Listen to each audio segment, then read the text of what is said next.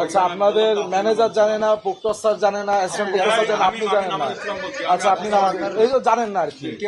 তাহলে আমার মনে হয় যে প্রার্থী সাদিক কায়েম ঢুকেছিল সে হয়তোবা দেয়াল টপকায় ঢুকেছিল, অথবা জিনের মতন করে সে ওইখানে আবির্ভূত হয়েছে। তাহলে আপনি তো জিনের মতন আবির্ভূত হইলেও তার একটা ছবি অলরেডি ভাইরাল হয়েছে। মেয়েরাও তো ছিল, মা তোমরা কি করে আসলে বলো তো? হ্যাঁ, কিভাবে দরজা খোলা পেয়েছো কি করে বলো? উনি কিভাবে ঢুকেছিল, দেয়াল টপকিয়ে নাকি আকাশ থেকে? না, একটু দাঁড়াও, একটু এক এক করে বলো। উনি আসলেন, তারপর গেটটা কে খুললো বলো?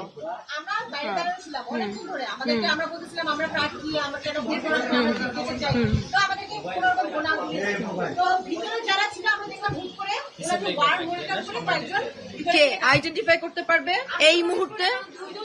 পিছনে মিডিয়াও ঢুকে গেছে ম্যাম।